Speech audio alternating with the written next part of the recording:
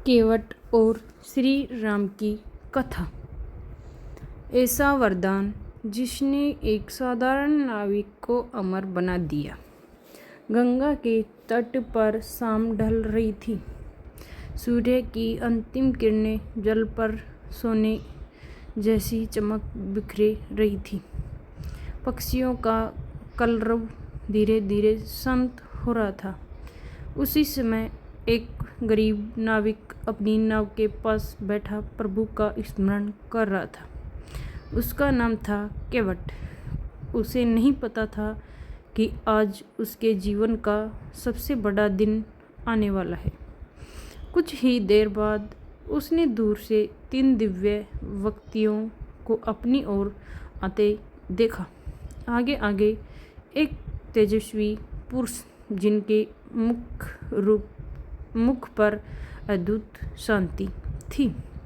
उनके पीछे एक सौम्य स्त्री और एक वीर युवक चल रहे थे। केवट का हृदय अचानक धड़क उठा। क्या ये वही है जिनकी चर्चा पूरे नगर में हो रही है? क्या ये अयोध्या के श्री राम हैं? जैसे जैसे वे पास आते गए, केवट की आंखें नम होती गई। उसे लगा जैसे वर्षों से जिस प्रभु के दर्शन की इच्छा थी, वे स्वयं उसके द्वार पर चले आए हों। भगवान श्री राम उसके पास आए और मधुर स्वर में बोले, भैया, क्या तुम हमें गंगा पार करा दोगे? केवट ने प्रभु को देखा, फिर उनकी चरण धूलि को देखा और अचानक उसके मन में एक विचार आया। वह मुस्कुराया और बोला, प्रभु, पार तो कराऊंगा, लेकिन पहले मुझे आपके चरण धोने होंगे। लक्ष्मण जी को यह बात कुछ अजीब लगी। उन्होंने कहा, अरे भाई, यह कैसी शर्त है? केवट हाथ जोड़कर बोला, नाथ, मैंने सुना है कि आपके चरणों की धूल में बड़ी शक्ति है। एक पत्थर तक आपके स्पर्श से जीवित हो गया था। मेरी तो पूरी संपत्ति यही नाव है। अगर यह भी किसी स्त्री में बदल गई तो मेरा परिवार भूखा मर जाएगा। माता सीता हंस पड़ी। श्री राम भी मुस्कुराने लगे, लेकिन केवट की आंखों में मजाक नहीं, प्रेम था।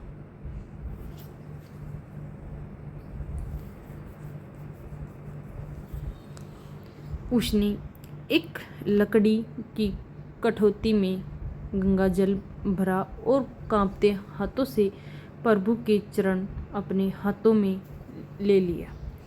जैसे ही उसने चरण धोने शुरू किए, उसकी आंखों से आंसू गिरने लगे। वह सोच रहा था, देवताओं को जिन चरणों का स्पर्श दुर्लभ है, आज मैं उन्हें अपने हाथों से धो रहा हूँ।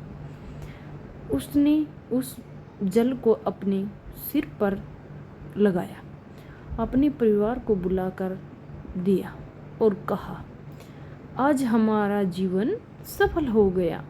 फिर उसने भगवान को नाव में बैठाया। नाव धीरे धीरे गंगा की लहरों पर चलने लगी, लेकिन आश्चर्य की बात यह थी कि केवट जानबूझकर नाव को धीरे चला रहा था। श्री राम ने मुस्कुराकर पूछा, भैया, इतनी धीरे क्यों चला रहे हो? केवट बोला, प्रभु, यह अवसर बार बार नहीं मिलेगा। जितनी देर आप मेरी नाव में रहेंगे, उतनी देर मेरा जीवन धन्य रहेगा। यह सुनकर भगवान की आंखों में करुणा भर आई। कुछ समय बाद नाव दूसरे किनारे पहुंच गई। माता सीता ने अपनी बहुमूल्य अंगूठी उतारी और केवट को देते हुए कहा, भैया यह तुम्हारी सेवा का पुरस्कार है। लेकिन केवट पीछे हट गया। उसने दोनों हाथ जोड़ लिए।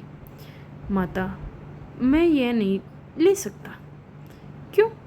श्री राम ने पूछा। केवट बोला,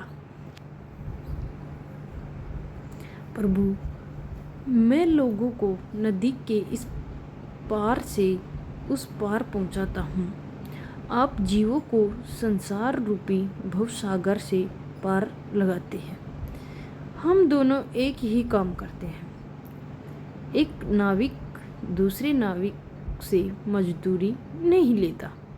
फिर उसकी आवाज़ भर्रा गई, आज मैंने आपको गंगा पार कराया है। जब मेरा अंतिम समय आए तब आप मुझे इस संसार के सागर से पार लगा देना। यही मेरी मजदूरी है। यह सुनकर कुछ क्षणों के लिए वातावरण मौन हो गया।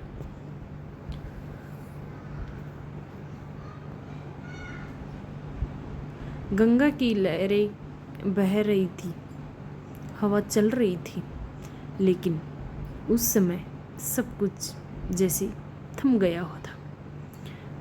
भगवान श्री राम आगे बढ़े और उन्होंने केवट को अपने सीने से लगा लिया।